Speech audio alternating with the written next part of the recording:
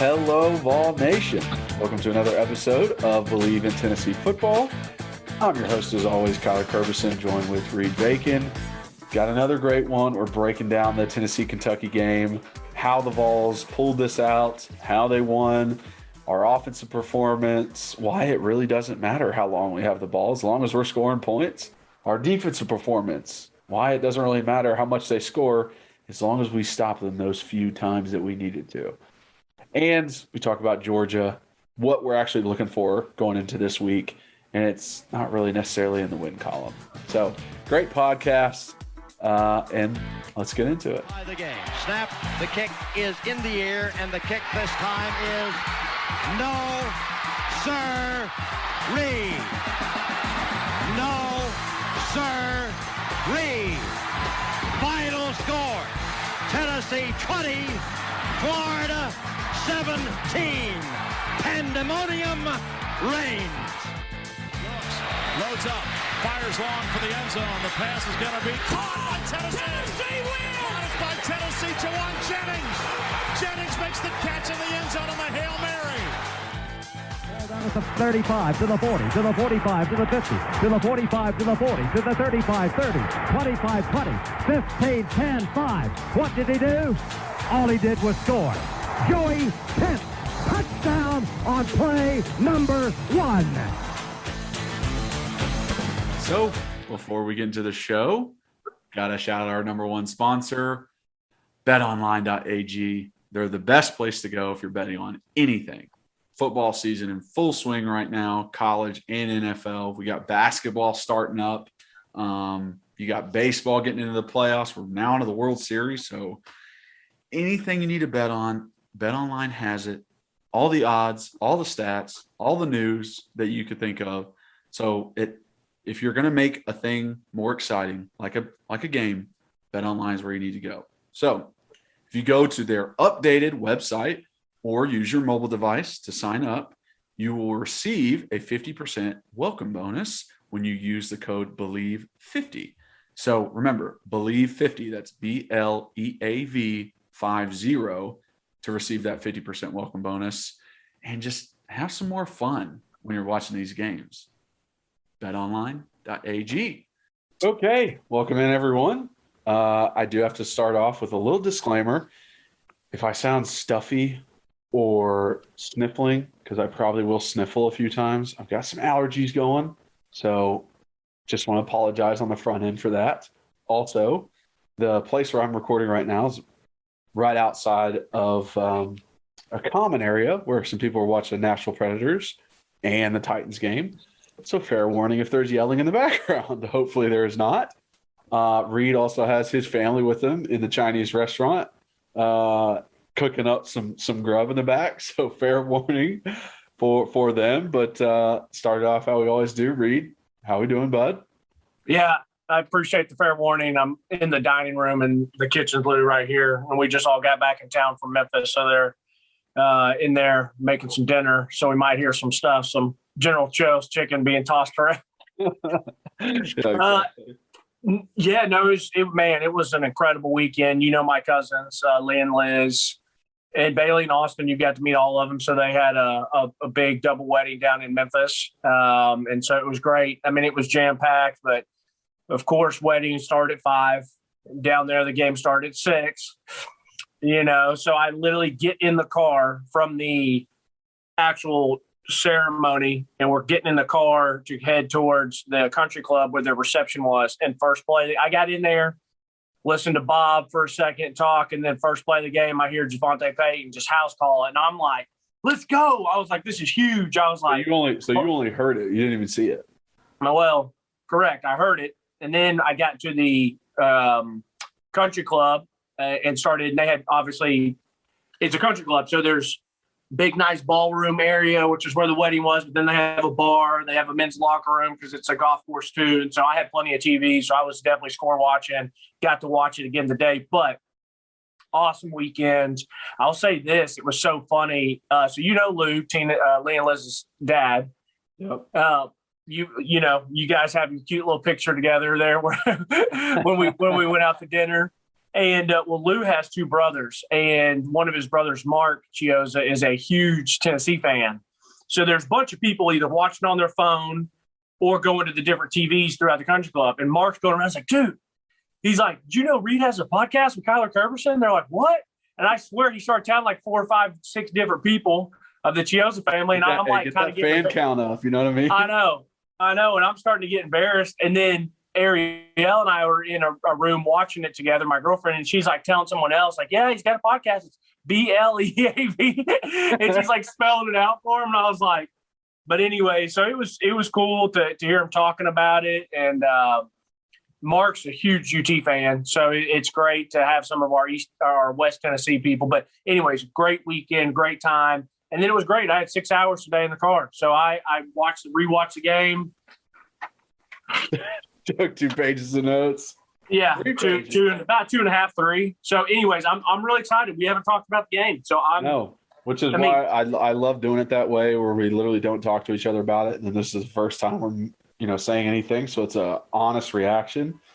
I think there are some like off the field stuff that I'd like to talk about, like the bowl ban, and Dan Mullen and Kirby Smart and Alabama and all the big dogs in the SEC and how they look now. But I want to break down the game most importantly. And if we have time, we'll touch on that stuff. So to start, we'll go off. Well, hold on real quick. Okay. We got to go quick tonight, boys, because Titans tonight, sadly, are playing our first game without Derek. But, hey, we're going to rally the troops, and we're going to compete, and we're here to fight. So we got to get – It's a damn good night to tighten the F up. Yes, it is. All right, continue.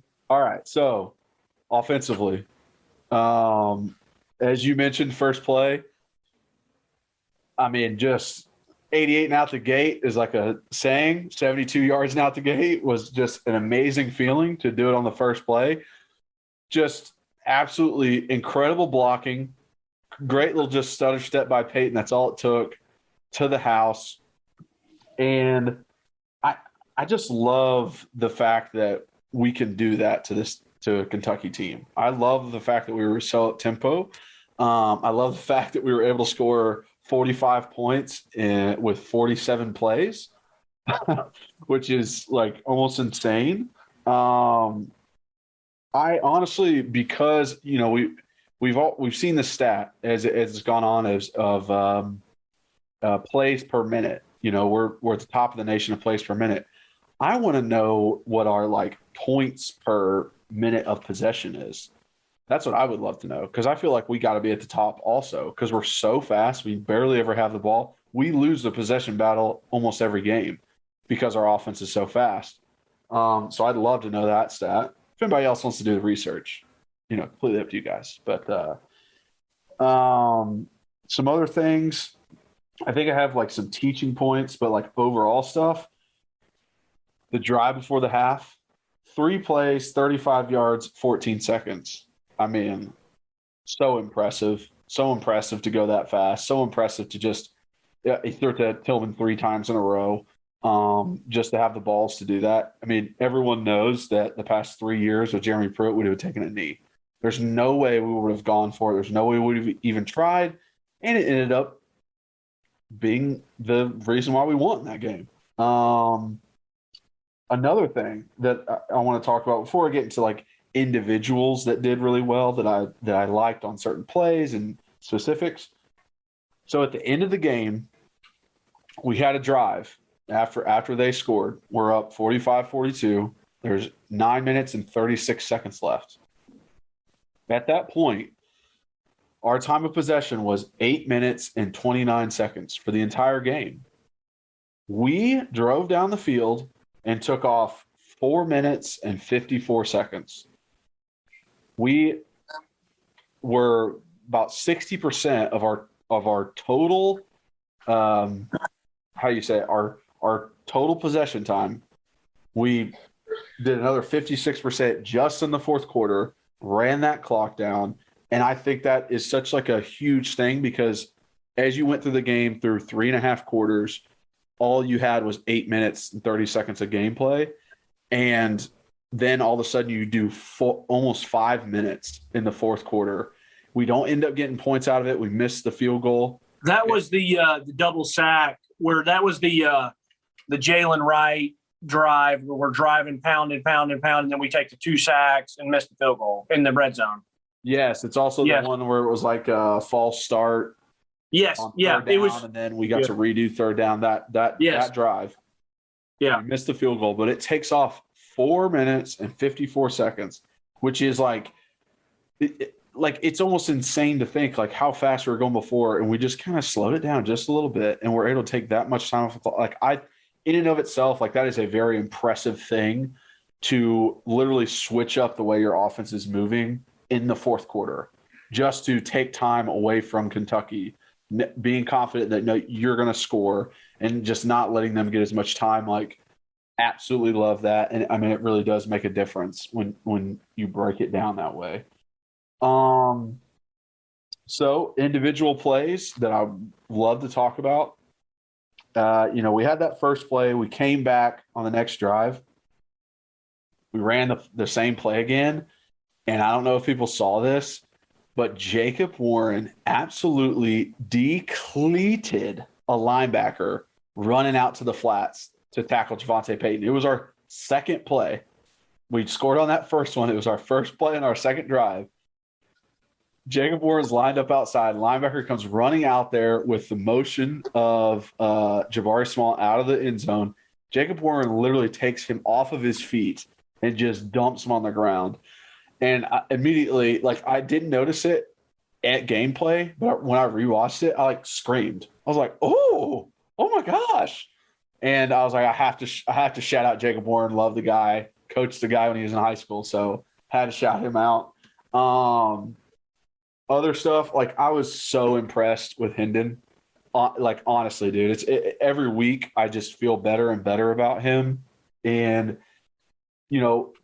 it's such a weird thing to think about because, he could barely even try and start at Virginia Tech. He was struggling a lot there, not really performing well.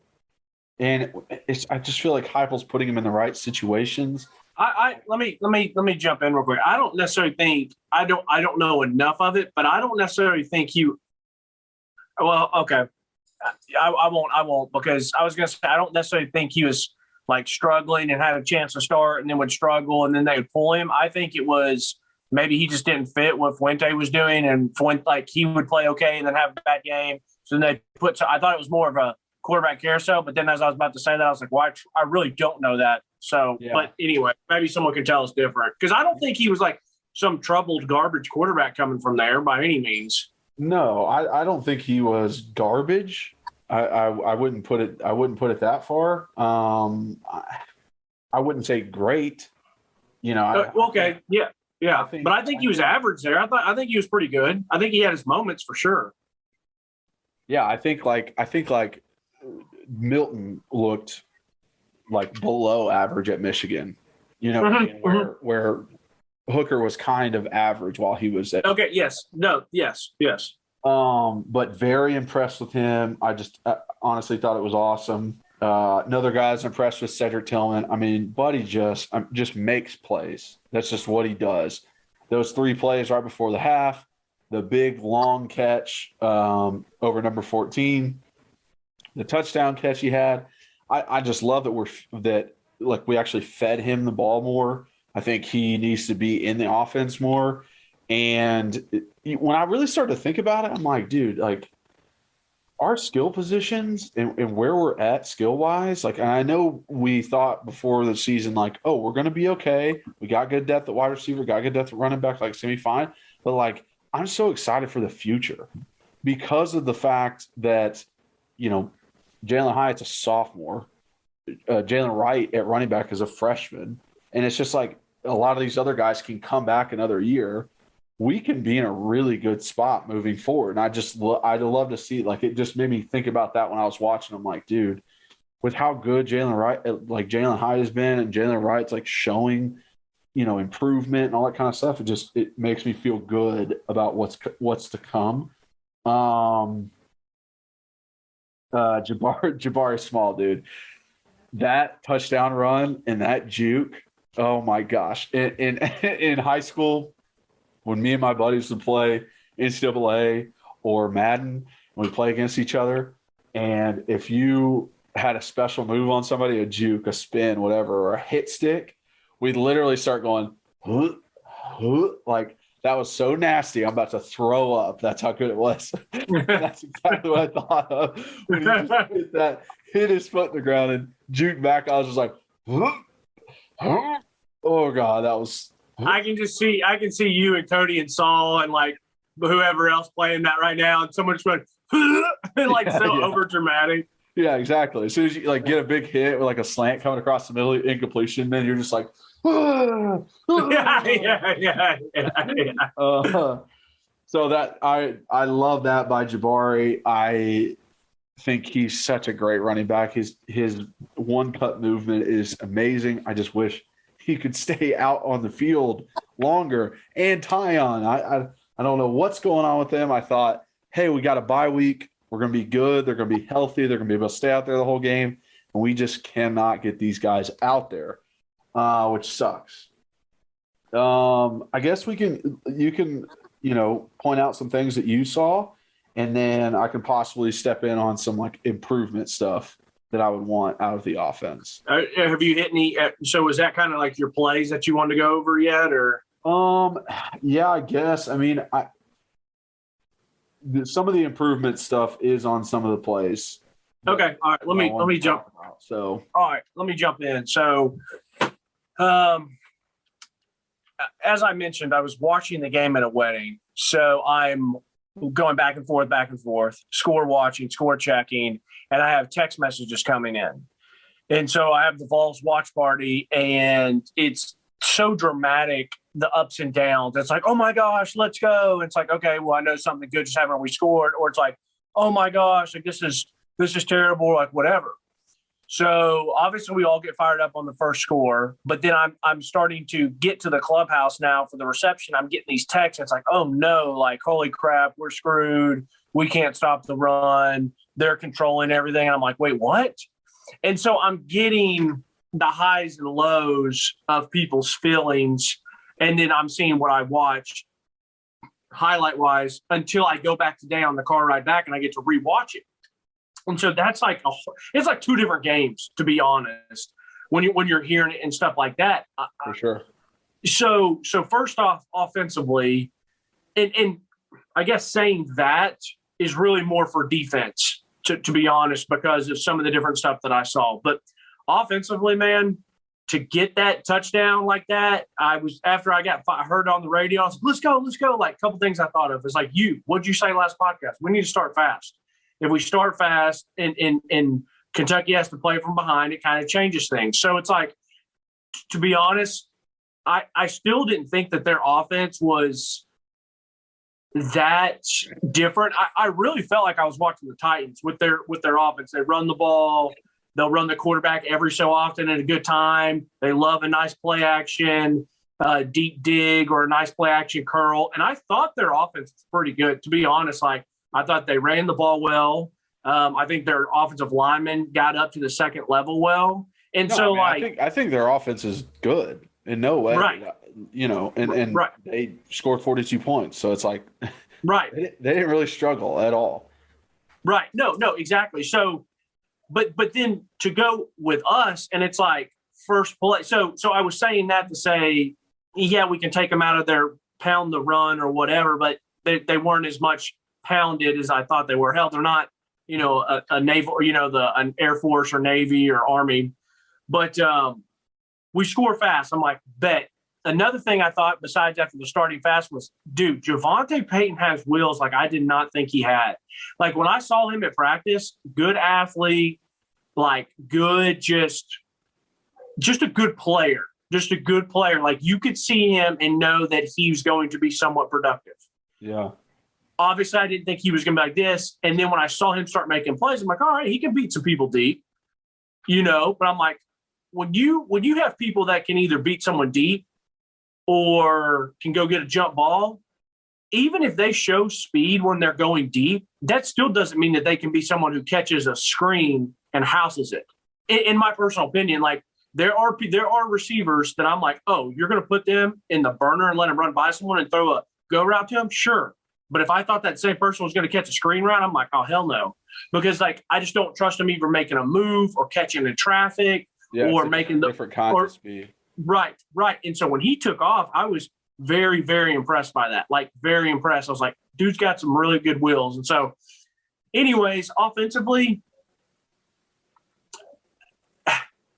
I just loved some of the – I'm kind of more dive into some of the actual plays compared to overall, because that's kind of what I want to talk about besides now is, first off, the great slot shot. I mean, he pulls it again. And the fact that these defenses are not taking that away, and it's in all types of football. I mean, NFL. Which one are you talking about? Velus Jones. I'm about to get there. Okay. So it's our second possession. Second possession. Touchdown. Yes. So it's second possession. And you got to remember, I'm watching the game knowing we win, but I had not seen this play yet. So I'm kind of watching this drive. It's like we get like 2 or 3 yards, and then we don't get anything. So it's like, all right, a 3rd and 8. And it's short side of the field. And we got all this wide side of the field over here. So I'm thinking, all right, maybe he's coming this way with something. No, what does he do? He puts Velus in the slot, and Kentucky's dumb enough to put a linebacker over top of it. Now, most of the time, if you see a linebacker over top, that usually means it's zone, and they're just splitting the difference. Well, what do they do? It's genius. Is he's run it all. I swear it's like Heupel knows he doesn't need to get flustered because he's like, well, I'm just going to pull this out. He's like, he knows he has his ace in the holes almost when he needs them. And so it's like, all right, I'm going to get Velus. So if you're watching on YouTube, we got Javonte Payton here, I think it was, and then Velus here, and they're dumb enough to put a linebacker. Well, hell, even if it's a corner or a safety, they still don't have a chance because it's the bend in, a little bit of traffic, and as a defensive back, like when your guy releases to the outside, you're opening your hips and kind of running with him, but you're not already running back. You're kind of running an angle, and that's all Velus Jones needs. When he sees you in an angle and he takes 2 or 3 steps out and cuts it up, you're done. It's over. And the safety that like dig or post or whatever the route was by Peyton, who was on the outside, like it holds the safety away the safety. Correct, and that's what I was about to say. Had zero help. Correct, and that's what I was about to say. So it's like pick your poison with Heupel. If that safety does go over the top, which that's how these defenses might start coaching that is, hey, safety, you got to take this away. Well, then you might be giving up a deep post that goes into a touchdown like we had at Alabama, or you're just going to give up a 15, 20-yard deep dig. And so it's like it's so awesome and fun and enjoyable to see. And so the great slot shot strikes again, and it's going to continue striking, and it's going to continue happening all across football at different levels because it's just such a good, it's such a good match. It was so funny watching the stats. I mean, of course, as the game went on, everyone was showing the time of possession and all this and that. I'm like, first off, I was thinking about the time of the possession. Yes, like I would be tired if I'm on defense, but if our team is winning the game or it's a 1-possession game, like I'm still juiced. Like if I got to be out there, it's a hell of a lot different to be out there when we're in the lead or it's back and forth. Yeah. Ole Miss, they were out there a lot, but they were also down maybe a touchdown or 2 at some certain points. So as a defensive player, you're playing different when your team's winning or when your team's scoring on 1 or 2 or 3 different plays. And you're like, let's go. Like, all right, we're coming back. And so I wasn't too worried about time of possession. And I swear it cannot be coincidence that Heupel has these little tricks up his sleeves. I've never seen more linemen go down on PATs, and that has to be him doing that on purpose because they're always fine and they always end up walking off. He has to be doing that to give the defense time. And if he is like, maybe. Kiffin does it in the middle of the game and he overkills it. But if Heupel's going to do that once or twice a game, like, you know what? That's some good Vrabel stuff, man. Like, I just love the fact that he puts the 2s on field goal. Because a lot of teams put the 1 guys out there on field goal, and field goal, like you've seen, you can get hurt a lot easier because there's a big old pile up. And like the ones after going to whatever drive it was or running downfield, 15-play drive or something like that, and then you have to go on field goal. Like it's very difficult to block. I'm telling you. Yeah. And the 2s, the walk-ons maybe, or non-scholarship guys who or just younger guys, they get a chance to play. Like, they get a chance to impact the game. When I was a redshirt freshman and sophomore, that was the only way that I got in the game was field goal, and I took pride in that. It's like, I want to be on field goal. I want to make it easier for the guys that are starting, and I want to contribute to this team. So that means if that's the only way I get on the field, perfect. Let me go do it. Right. And just like, so it's just threefold. It's giving guys opportunities that wouldn't really have it. It's preventing injuries from your starters, and it's keeping them fresh and not tired and not like giving up a block because they're worn out after going 10, 11 play drive. Right. Well, it's just something I noticed today. So I could definitely see him doing that just to give the defense a little bit. And I tie that into what you said later. This man still knows when he needs to eat some clock up. And I thought it was very impressive when we had the Jalen Wright drive to basically seal the game if it wasn't for 2 sacks and a false start or whatever. I mean, because if we score a touchdown there, then we go up 10 and, it's going to be pretty tough for Kentucky to make it happen. So, but then we jump to what he did for the Jalen Hyatt. It's like, bro, he gets the 4. He has like almost the diamond 4 to the right. Jabari Small comes out. And Jabari Small is just a decoy, but beside the decoy, he's also an outlet. So it's like, hey, we're going to decoy to hold somebody. And if they don't hold, then okay, you can throw it to him after your second or third read. Okay, then you have number 1, Streets. He's just taking the corner out, or corner of the safety out of the play. Then you have number 2. He kind of gets in a little tussle, little mesh with the nickel or whoever's over him, and he starts to pull him. Well, then you put the burners on high. It's just a great play design. Like, there's just so much going on that they have to each pick.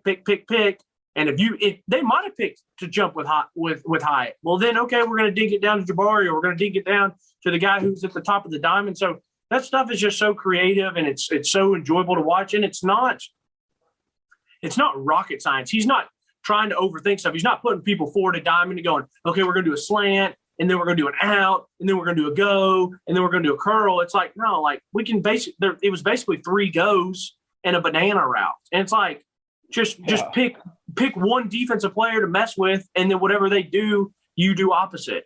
So great play. I mean, like anyone who never even played football, like when you see the play pre-snap, and you see that there's a bunch of there's 4 guys over there in a bunch. And you can just look, like, we have 4, they have 4. That automatically, like, before the play started, I was like, okay, here we go. Like, we're about to take advantage of this. Like, we have numbers on that side. Correct. So it was like already so like, oh, perfect. Like he already got a formation. The formation beat the defense before the guys even ran their routes. So then they run crisp, good routes, and it beats them even worse. And Jalen's wide open. Now, I am very annoyed that they did not even, like, get close to showing a replay of that and, like, showing how he might have or not stepped out of bounds. I mean, it looked like it from the wide view, but I'm still like, hey, show us the sideline. Like, let us at least see it. Right. I just felt like that was kind of weird. It was a little weird, and I was going to say those type of plays are gut-wrenching because that should be a score. Just like those open balls that we missed in Pitt and Bowling Green and some of the other games, like those are plays to go from above average to good or from good to great or whatever you want to call it. Like you got to score there because a couple plays later we have a really bad miscommunication and we have a fumble. I mean, that's a 14-point swing. Once again, we're still in the first quarter. You want to talk about starting fast. Starting fast doesn't mean just having to score on the first play of the game or your first drive of the game. That means being up 21-7. And Kentucky's like, wait, what the just happened, bro? Like, we're not even in the second quarter and we're down. I mean, I don't think this would have happened. I think Kentucky's they are much better than those teams. But like, you know, what if a couple other things goes wrong and we got another Missouri or South Carolina game on our hands? And it's that's the thing. Hey, like it's over. Thanks for hosting us. Basically, yeah. Like if you go up 21-7, Kentucky has to think of it as, okay, we can run our usual offense and go down and score, but then we're still down 7, and then they will score because they're such a prolific offense. So it's just we're gonna be down either 7 or 14 the entire game. And it just means they have to be very mentally strong to be patient. Meaning, are you going to trust and run your offense? Are you going to stay with what you do, or did we take you out of your game plan? Yeah. Are we dictating to you? And you and I both know at any level of sports, if the offense is dictating to the defense, they're screwed. If the defense dictating to the offense, they're screwed. Or for one whole team, you take someone out of their game plan, it's very difficult for that team to win. But so that was a huge play. That was a huge, huge play that really could have just changed the tide of the game. It was good to see Hyatt in there, though. Some other stuff offensively. I took a picture of a play that I love on it was a nice play action rollout, and Hendon had 2 bad misses, and we had 3. But that's just him. Like that's what's going to happen. It's kind of like Dobbs back in the day. Like he's a better passer than Dobbs. Dobbs is a lot better runner than he was, but they're both going to have just a couple misses. Like he had one out route. The Fant one. Yes. Yeah. Yes. So I love that play design. We had Cedric Tillman way out right.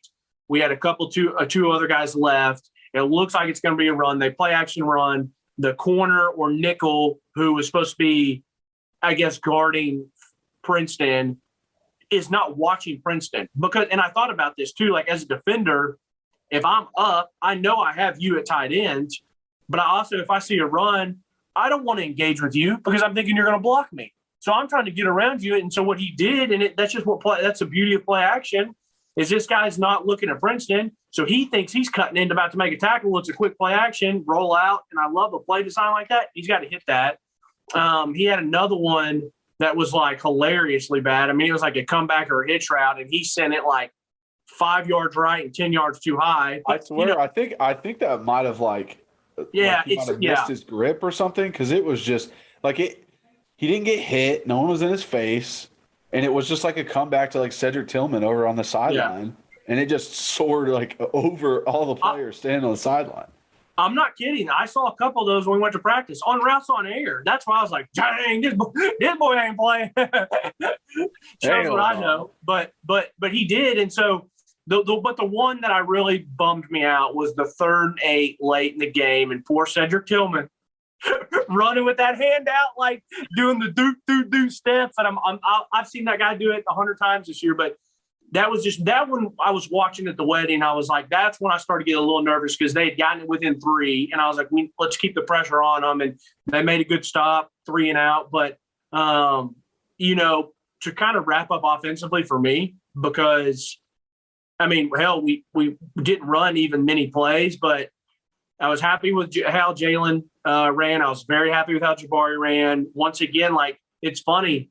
It's such a week-to-week game. Like 4 weeks ago, we wanted to nominate Tyon Evans as, the next Jamal Lewis. And now we haven't heard from him, but that's just what we said going into this. Like, we trust Heupel. We trust all these backs to be pretty productive.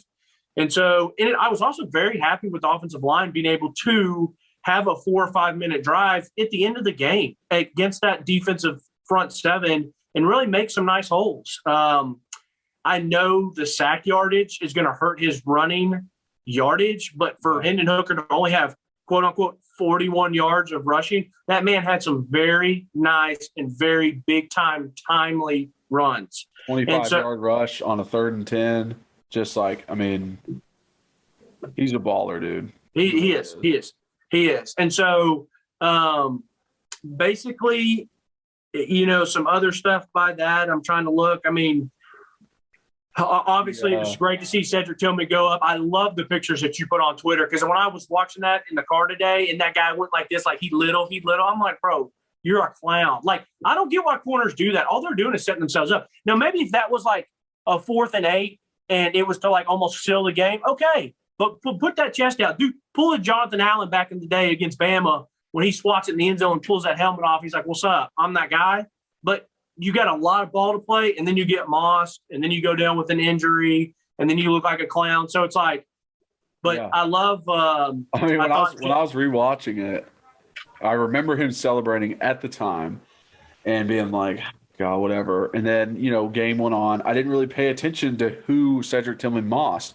But then when I was rewatching it and saw him celebrate, saw him do the too small thing, I literally was like, I was like, I wonder I wonder what happens the rest of the game with this number 14 and Cedric Tillman, because I know Cedric Tillman had a good game, and I know he's a freaking boss. I was like, okay, I'm going to keep watching and see what happens. And then that play, literally, I almost planned it. That play happens over, just mossed him, made him look like an idiot. And I was like, oh, that is beautiful. That is just so nice to see. Yeah. Well, and you said I did not see, which I want to go back and see Jacob Warren getting him one, and that's great to hear. I saw him on another one where he didn't pick a guy up and decleat him, but he almost, as embarrassing, locked the guy up and drove him basically like he was taking him to the sideline. So Jacob blocked well. Cedric continued to block pretty well. Also, Jacob's that touchdown, that little pop pass play action. Oh, it's right over the middle. It's beautiful. Hendon stays in the pocket when there's pressure in his face and just is able to deliver a ball to Jacob. Great play design, great execution by Hendon and Jacob. So love that too. I actually have a heart by it. I had a heart by it because I said my tight end PA seam, because I always love that play. I love it. It took me back to the tweet that I sent out at the beginning of the year. I said, guys, watch Jacob Warren, big boy. So we knew he's athletic. We knew he could play. That's a good person to have controlling that middle of the field. So I loved it, and I love to see that. The only play call that I can really remember that I wasn't a super big fan of was the 4th and 4 that we got bailed out on the PI, or not bailed out, but we didn't complete it, but it's a PI. I just sometimes don't like that play. It's not. I want routes to go further than the first down. I just don't like those out routes to the first down. I feel much better about a slant or a whip route, but not to the outside, to the inside. I love those actually. When you're going that way, it's a very easy throw to either oversell it or too far out towards the sideline because you don't want the corner to come through and make a pick. So it's just not the easiest. Is definitely the hardest route to throw as a quarterback. Right. And so I'm not a huge fan of those. I would rather have a deep out than kind of one of those short outs because you're not getting the cornerback on his heels as much. I mean, some corners, if they're at 5 yards and they're good, you never make them break their stance or break their form because you're really turning on a speed out at about 3 yards. Depending on how they coach it, you're breaking on a speed out at 3 yards and then kind of climbing. Or if it's 4th and 4, you're getting 4 yards and climbing. So that he really never broke it. He can kind of jump it. So that was the only one that really I didn't like. And for me, I kind of like to have something that's maybe a little play action, give an option for Hendon to run, which you could say he had an option to run on that one, but that's something more middle of the field. But other than that, the last thing I'll say about offense is I love how this team has incorporated out routes or hitches. It's either, I don't know if they're deep hitches or out routes, but then the regular hitch, and they just become so routine. You don't see them a ton anymore, but Heupel runs them all the time, and I love them. When we used to run them, when Pruitt was our coach, I was terrified every time it was thrown because I thought it was going to get a pick or we didn't have a receiver coming back to the ball or whatever. Now we run it, and I'm like, oh, great play, easy 5, 6, 7 yards, and those are the ones that also break tackle and we'll see you. And so I love that he's incorporated those because they're such a good route to run if you can do them efficiently, which we do. Well, it's also the player. I mean, when JG's on the field, you thought almost every ball could be picked off. So agreed. But I don't want to throw it off on him because I do see other people, whether NFL or college, that they'll run hitch routes, and I don't think they do them as effectively as us. And I don't know if that's because they're so worried about the deep shot and getting their head, getting taken over their head. But I just love it. Because it's one of those simple things that if you can do it, it's great. Yep. 2 things, or maybe 3, before move to defense that I was talking about earlier is just coaching points. The fumble that we had in the first quarter, that's on Hendon. He needs to get better at that quarterback exchange with the running back. It is not the running back's responsibility to take it away from the quarterback. He's just going through the motion of getting the handoff. It is the quarterback's responsibility to give it to him. So if the quarterback's indecisive, things like that happen where he's not sure if he wants to pull it and run it himself or actually give it to the running back. That's when those kind of fumbles happen. So that is on Hendon, 100% on him. So people can understand from home that is on Hendon as the quarterback. Also, hidden stuff. I thought in the fourth quarter, like that drive I was talking about earlier that took 5 minutes off, I thought that I think that he does struggle. I don't think he's thrown a ball away the whole year. Like, I think he struggles a lot with throwing balls away. He's either like, I'm going to get it to the person, I'm going to run it myself, or it's going to be a sack. And sometimes it's like, hey, throw the ball away, live to play another down. I'm happy you brought that up, because that was maybe the only knock I had on him is like, I respect someone that wants to keep fighting, keep a play alive, but sometimes just get rid of it. Especially in those red zones when we are going to get a potential field goal, like, just get rid of the ball, man. Hey, swallow your pride. You can't outrun everybody. You can't always get a first down with your legs. Just throw that ball away. Because I can't remember what down and distance it was, but it was on that drive. I think it might have been, well, no, it wasn't the third down. It was the second down, I'm pretty sure. They had 3 wide receivers out. It was man coverage, 0, no safety help, nobody deep, and everybody up in the box. And I looked at it pre-snap like, oh, we have man coverage. Like, Hendon can see that. There's no safety help. It is man coverage. So he knows he's got one-on-one with all 3 of his wide receivers. He better take advantage of this. And he drops back. They blitz. They have 6 blockers, and he gets sacked. And it's like, you have to know, because I have man coverage, everyone's coming at me. I have no time. I need to get rid of this ball. I need to get it to the wide receiver where I want him to be. And if that's not it, then throw it away. Then get it the heck out. So I think it's just those little things where it's like Hendon does so well on so many things, but there's always something to improve on. Everybody. No one is perfect. Everyone has something to improve on. So that's just like little stuff like that. And then our boy Spraggins, back with a vengeance. Both sacks were on him. Miscommunications. I don't know if he's just like not understanding what the blocking scheme is, but like both times I saw one play where he's talking to Cade, and then he just completely just sets away from the defensive lineman that's over top of him, and it's a sack. He doesn't even touch the guy. And Cade looks at him like, what are you doing? It's 4 down. Like, you're supposed to do this. And then the next time, Cooper points at the guy where he's supposed to go, and Spraggins just completely oversets him and just lets him run right past him, a defensive lineman. And I'm like, if anything, as an offensive lineman, you should know, I need to block the 4 most dangerous people. Those are always defensive linemen. I need to block them first. A lot of times, if somebody inside the defensive end is not dropping back in coverage, it's not like you have to look at him first before you look at maybe a blitz that's coming off the edge. He is more dangerous. He's closer to the center. He's more dangerous. He can get to the quarterback faster. I just don't know if Spraggins is really comprehending that, where it's like, even if that guy isn't your responsibility, you shouldn't just leave him. Like, put a hand on him, punch him, do something to him. If the running back's supposed to pick him up, you don't have anybody else to worry about. Help your running back out. Punch, give him a hand, do something like that, and then go out. Then help your tackle, or then get the blitzer that's coming. That's one thing I thought Kentucky did really well is when they were getting second level, they made sure to get a one-arm punch on someone else, because you can't really technically engage when you're 2-on-2. Well, you can engage 2-on-2. You can't go high-low. But they did a good job is they would double team, but they would get a quick punch and then get up to the linebackers. Yeah. So I see what you're saying. I had a question on Jabari's run. Yeah. It wasn't a counter. Was it a design cutback like that? Because we pulled left.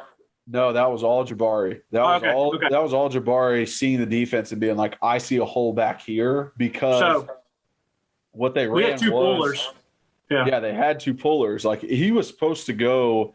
If you're watching on YouTube, I can put it on there, but he's supposed to go to the left side of the offensive line, like behind Wright and Carvin. Like, that's where he's supposed to go. He's supposed to follow the block of Spraggins pulling around. He doesn't. He cuts back the other way.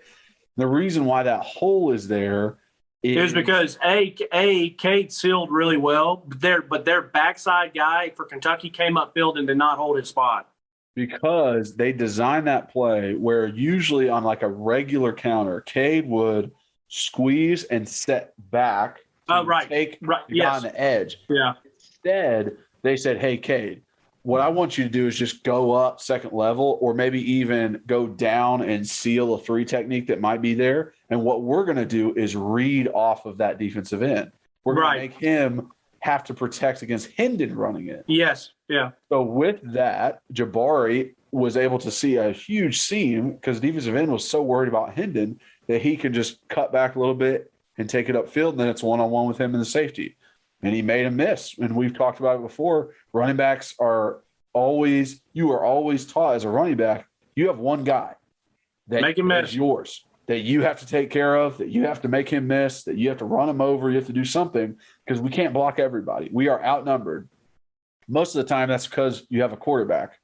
Like, the quarterback can't block for you. So 11 versus 11, numbers don't add up. So you got one guy. And Jabari, like we've said before, he does a great job at like making that guy miss and just being able to get to the third level, if you'll say that. Yeah. But I think that's it. It was just like those few things on offense. So we can jump into defense, even though we've talked about offense for a good amount of time right now. Defense, there's so many more plays. So I feel like there's so much more to talk about. Half these notes, I mean, it wasn't like I was ill prepared, but I was just like, we're going through offense. And I said a couple of things I want to say. I'm like, all right, time for defense. Like, I mean, so let me jump in here real quick. Aaron Beasley, I liked how he played. I thought he flashed. I thought he played well. Yes, he had maybe one missed tackle I wasn't happy with that I saw. You're looking at me like, all right, Reed, no, I disagree. But he had a couple that I saw. I mean, I think Rodriguez is a damn good running back. So like, but let me say this: you're going against a very good running back, and I can tell he's a good running back because I don't think I ever saw him get stopped or fall backwards. He was always falling. Always, yes. Well, I thought Beasley brought it well. I thought when he got to the point of contact, he wrapped up most of the time, but he also brought a thump with him. I thought this was the best game I've seen Elijah Simmons play all year, which makes sense. This is his game. Like, he's going to play or get a chance to play at the second level because he's going to play for a traditional 3-4 defense. And they're going to say, hey, man, go in here, eat up 2 blocks. If you can shed someone and make a tackle, great. And last night, he did a really good job taking on double teams when they came at him. He did a really good job holding his line of scrimmage. Obviously, he's a hoss. Nobody can really move him, but he did a really good job of shedding and making tackles. He probably had 3 or 4 tackles that I definitely saw. He is that traditional nose tackle, like a Vince Wilfork kind of guy. Yes. And so he did his job well. Once again, Matthew Butler had some really nice plays. They kind of, I don't know if it just looked that way, but it was almost like they used some of his aggression against him. Like, he's so good at shooting the gap, and they would just say, okay, if when he shoots it, just run him out. Let him go that way, and we're going to run opposite. You don't know if that's planned or if it's just a play design against what we call, what they call. But he still had some really nice plays. Byron Young, man, the guy's such a good football player because not only does he get in positions to make plays, he makes them when he's there. Well, there's a lot of people that can shoot a gap really well, and they get there to make the sack, and they end up missing it. And it's still a good football play because his buddy comes behind him, and makes the play. So it's like, all right, eat up, Byron, but you don't get the sack because, someone else came in behind him. No, like when he's there, he's like, I'm here to make the play. I'm going to make it. Yeah, and so I love Tyler Barron, but he had an opportunity on 3rd and 3, and he missed. Yes, I know. And the quarterback ended up getting like a 4 or 5 yard gain. It was the hurdle play. Yeah.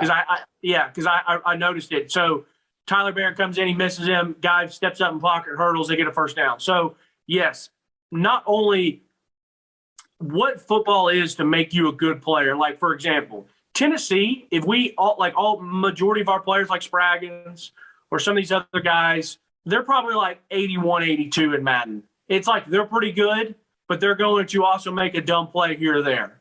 The really good teams, they're all in the 90s and 91s because they make more of those good plays to great plays and have less of those like boneheaded ones. Yeah. And so that's where Byron Young is to me, is like he gets there and he makes the play. It's hilarious watching people try to run a read option against him because they still got 2 or 3 yards on it, but he read it, he forced the give and still made the tackle. And so it's like he's just a freak athlete, but a lot of these freak athletes that you see, or some of these guys that even get drafted to go to the NFL because of their potential, it's like, man, if we could just rein them in a little bit, like they get there, but then they don't know what to do when they get there.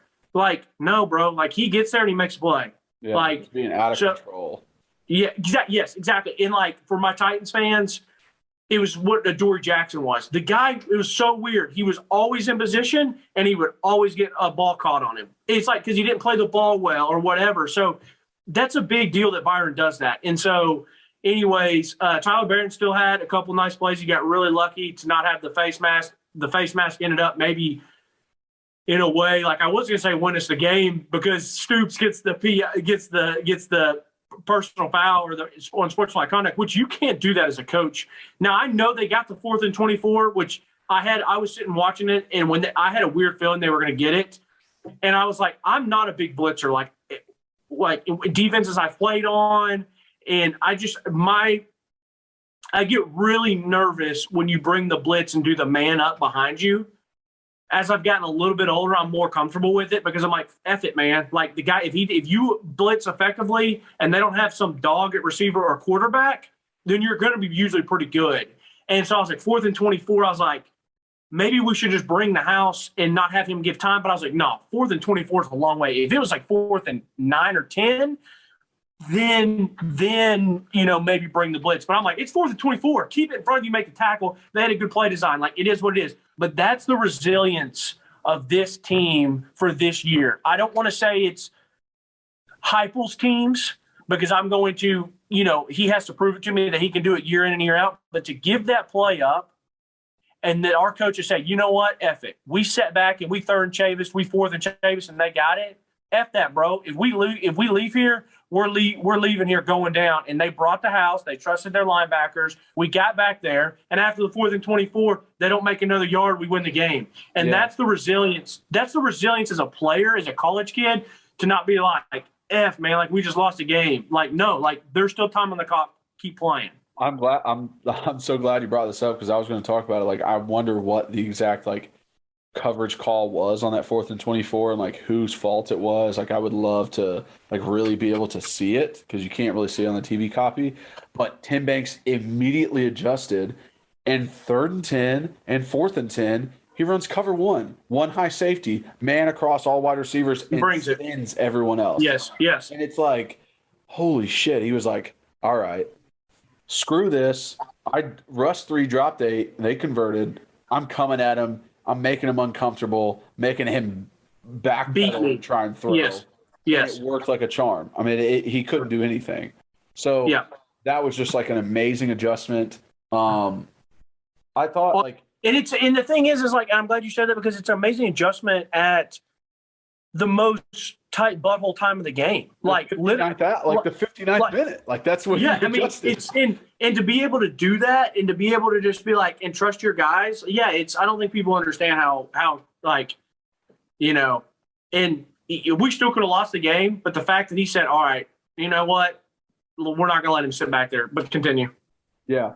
And I was going to say the defense, overall, when you thought about it, it was Kentucky, you could do whatever they wanted. They drove the ball all they wanted. They scored 42 points. They're not doing these things. But the way our defense has played all year is that teams can score on us. Teams can drive the ball. They can convert those 3rd downs. But when it really matters, our defense steps up. When it really matters, there was 3 drives that really made a difference where the drive before the half, they stopped them. Yep. Turnover on downs. We were able to get in field goal range and get a field goal. Huge swing of momentum. Massive. Another one in the second half. We get a turnover on downs. We go for it on 4th and 5 or something like that. They send the blitz.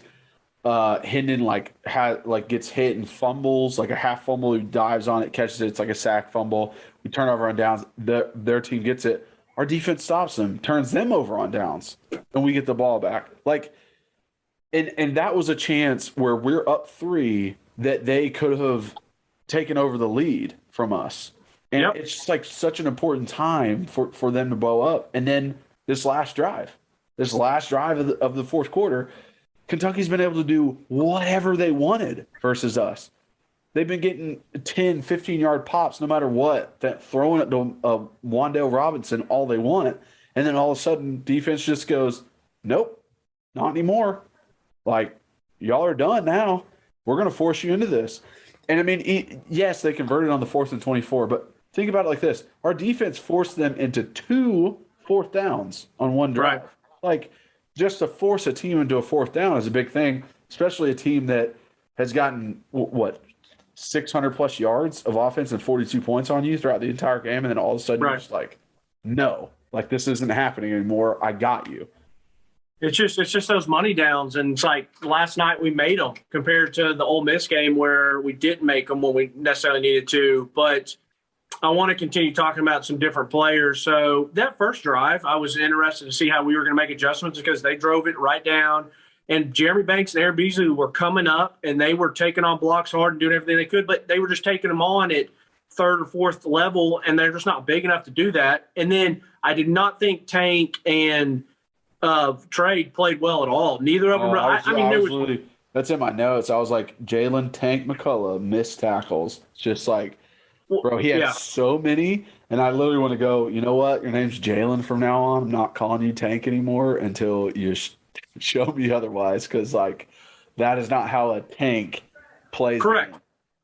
And the one thing I remember when he came in one time as a true freshman, and all of a sudden I was like, flashed across the screen. I'm like, what the? Who's 22? Buddy was flying in and popping somebody and making a hell of a hit. And I'm like, wow, this kid's going to be a stud for us while he's here. And last night he had a chance. And if you want to be a stud, when you get back there, and I think it was a blitz because he started creeping up and they put him in there, or they gave him the opportunity, and it's 3rd and 3, and he hits, I think, Smoke. Might have been Rodriguez. I think. Yeah, it might have been Rodriguez or whatever, and he hits him not at the line of scrimmage, behind the line of scrimmage, and he hits him hard. But it doesn't matter if you don't wrap up or make the tackle. Like, those are the plays that we have to recruit our level to.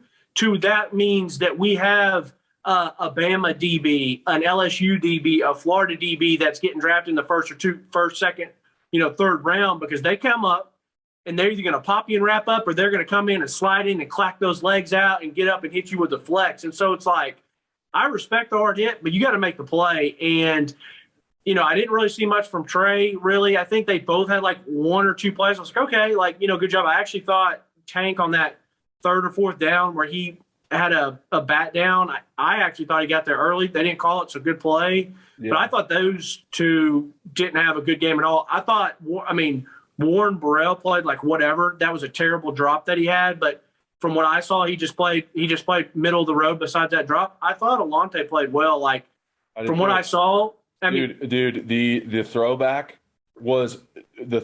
to the quarterback was an incredible play by Alante. The fact that he was hold on. This is how much you and I watch the game alike, because I literally have it in here that says Alante should get so much credit because he stayed at home and he took on 2 blockers and ate up both of them. Yeah. So he stayed at home. He kept contained. He took on 2 offensive linemen as a corner and was still able to affect the play and get a tackle and not let them score. Like, when I saw that, I was like, that's the kind of stuff where I'm like, yes, Alante, that's what I want to see out of you, baby. Like, yes. That is fucking impressive as shit to do as a corner. Like, I know I've blocked corners before. They have no chance versus an offensive lineman. That's all we do is block people.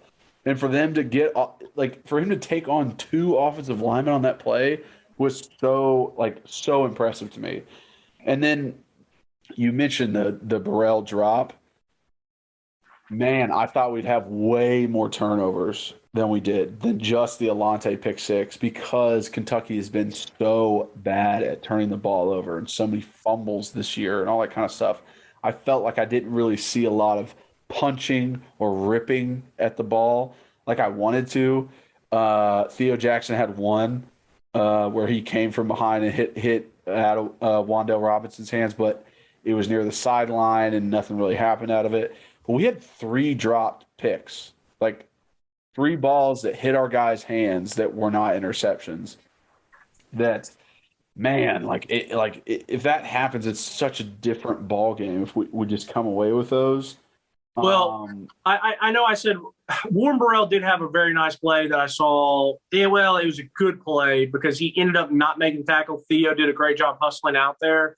But when you're playing 8 or 9 yards deep at a corner and they hit a really quick, just get the ball to you, and he catches it and he comes up, and it is the most traditional one-on-one tackle you can have. And it's, for me personally, when I used to play DB, if I'm going to have a one-on-one in the open field, I would rather have it to where maybe the guy already has the ball and he's already running and he's going to try to put a move on, compared to where I have to I guess what I'm trying to say there, if you're watching, we're kind of already here and he's starting to do his dance and I got to make the open field tackle. But when I'm back here and I have to shoot up to close the ground, your momentum gets used against you so much. And so it was a great play when they did that. And Warren Burrell at least got back there. Theo came over. And those are big, big plays, because if he makes that miss, you don't know what that turns into on a wide side of the field.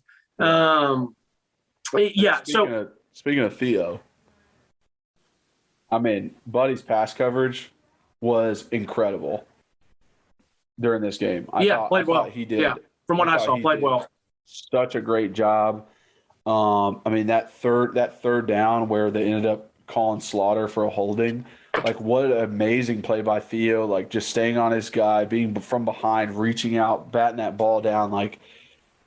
Dude, he's such a freaking baller. I love that guy. I love Theo. I think he's freaking awesome. I mean, he is definitely MVP of the defense this year. Well, I would say I mean, Matthew Butler has been outstanding. So I would say they're probably co-defensive. But, yeah, that was a hell of a play. I hated that by Danico. You just got to be smarter than that. And when I mean smarter than that, A, if it's third down, but B, if you're going to cheat, don't get caught. If you're going to hold, just don't get caught. I did it plenty. You did it plenty. A bunch of people do it plenty. It's just you got to be good at it. And as a DB, you gotta hold around the hip, man. You gotta grab. Correct. Grab the hip bone, not the actual jersey, the hip bone, and pull it and change the momentum. Yes, I kind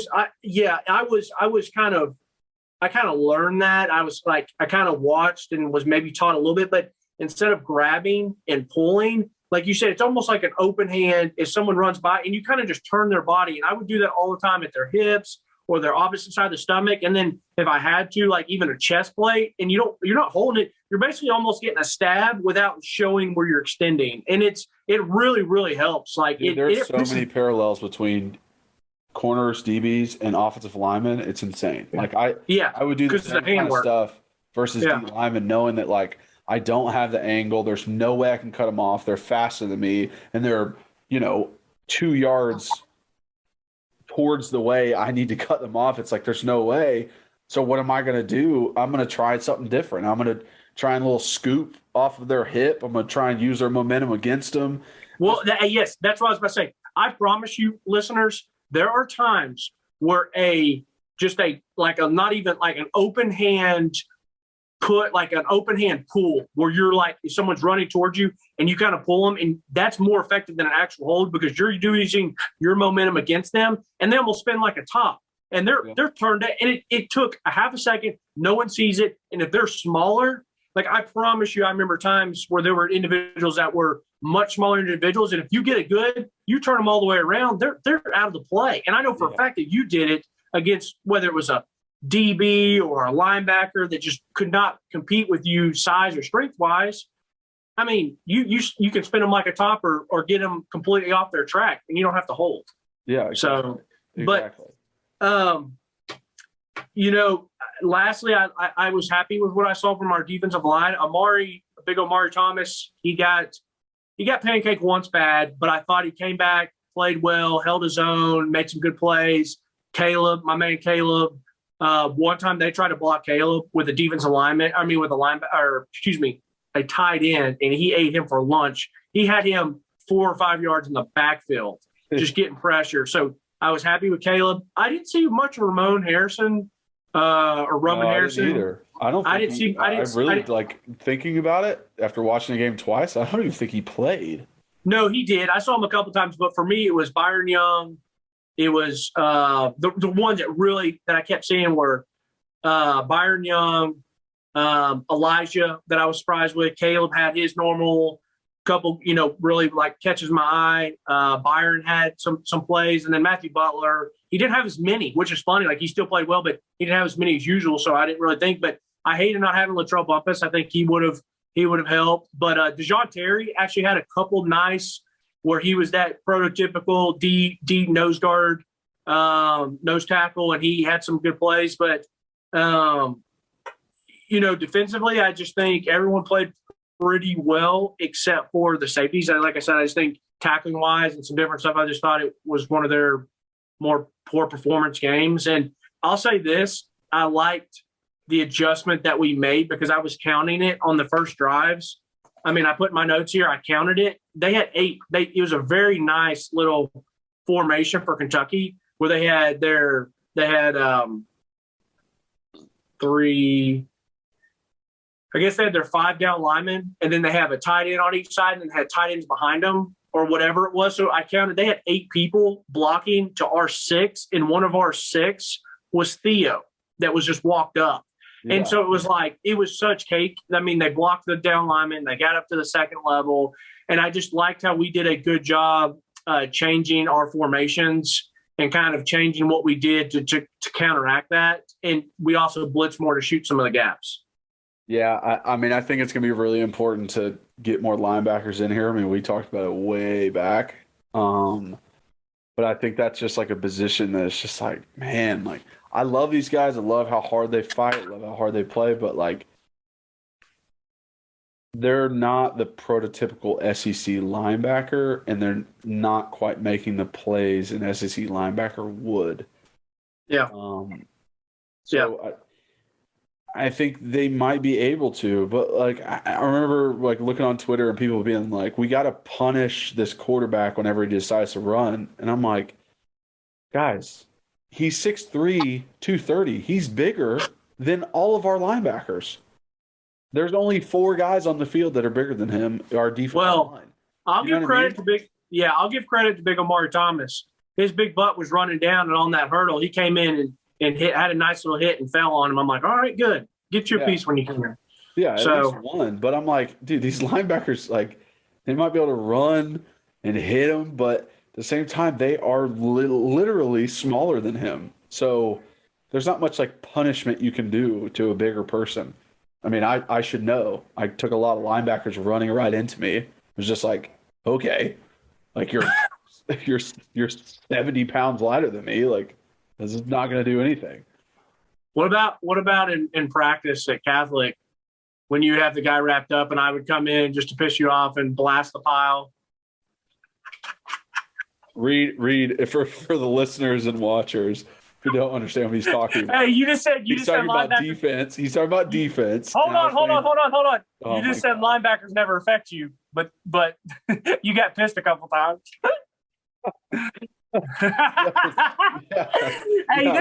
the listeners, the linebackers on my own team while I'm playing defense affect me a lot. Hey, it was one practice.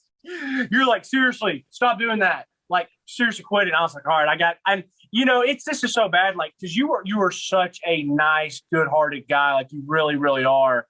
But it was so funny. We kind of it'd be like poking the bear, honestly. And we kind of get you that one point. I knew I almost had you that one point. And you're right in front of me at defensive tackle in practice, and you obviously take a guy, throw him, and you're sitting there waiting, and running back tries to make a move, you wrap him up, no big deal, you got him, and here I come.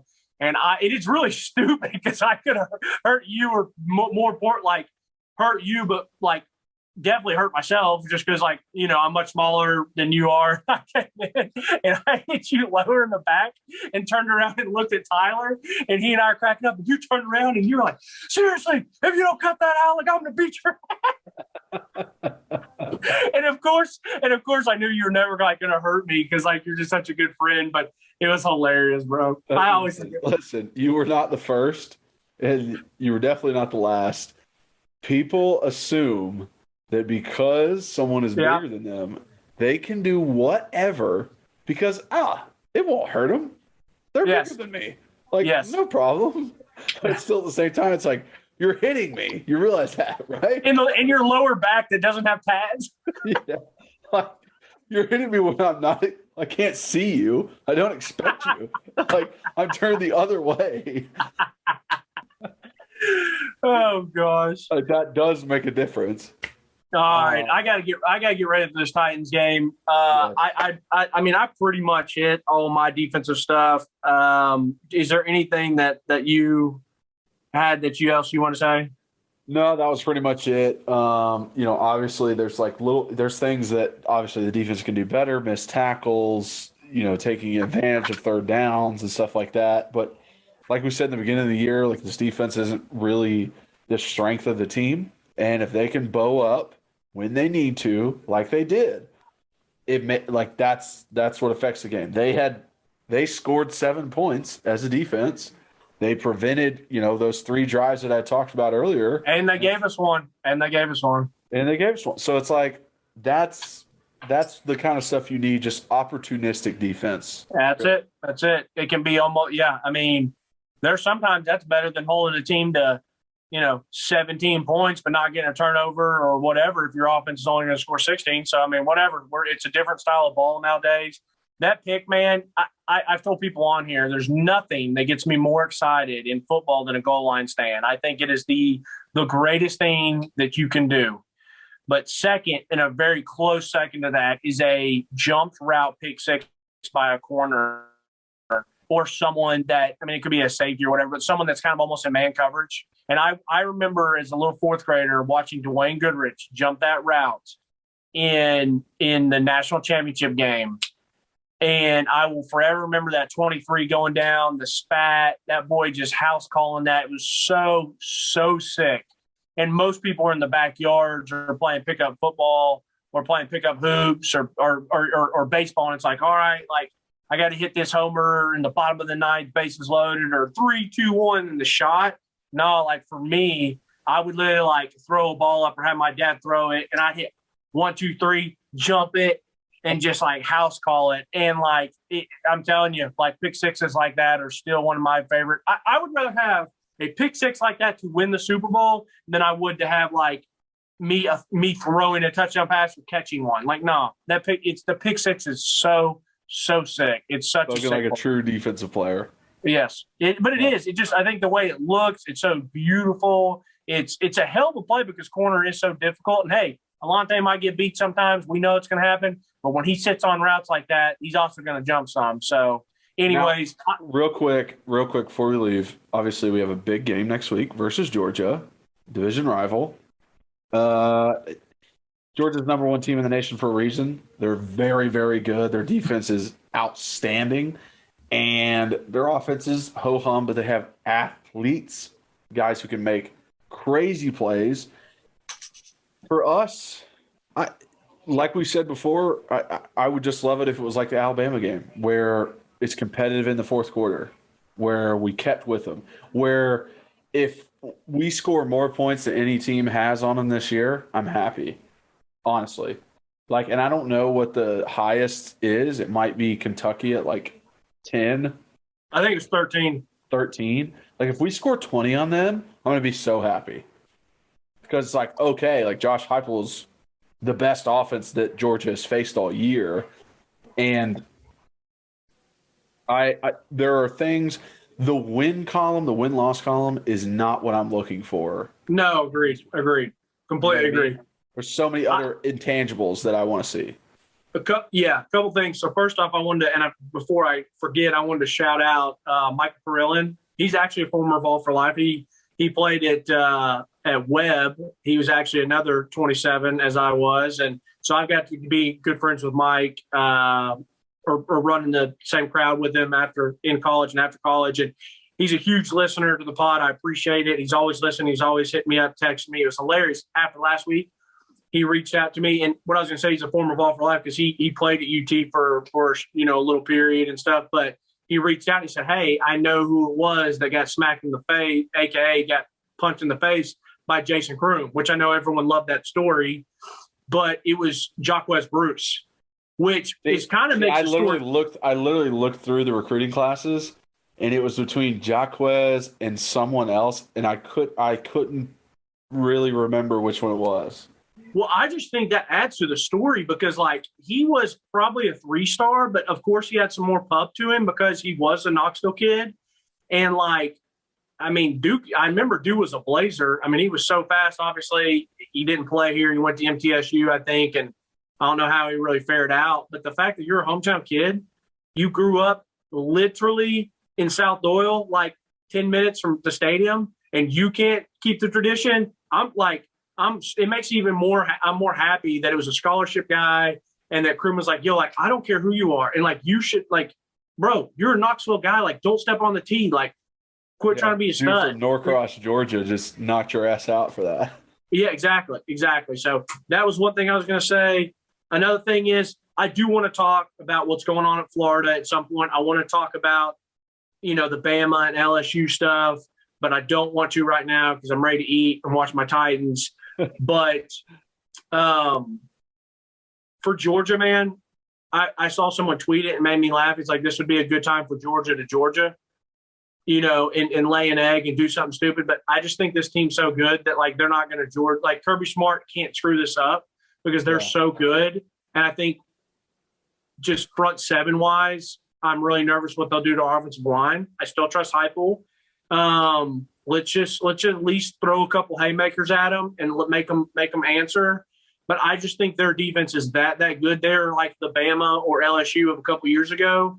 That I will be surprised if Georgia is not the national champion. Like, I still want to see Bama, but this is the year that it's usually like, oh, Bama's head and heels so much better, or, LSU's head and heels better. And like, maybe in Ohio State a couple years, or maybe that Clemson one year. I just think it's Georgia this year, and they're doing it defensively. So I'm going into this game like, let's just stay healthy and let's just, let's see what happens. But I just think Georgia's by far the absolute best team in college football, and I don't agree. So I mean, that's what I want to, just a couple smacks in the mouth where Georgia's like, oh, okay, like, all right, you came to play, I get it.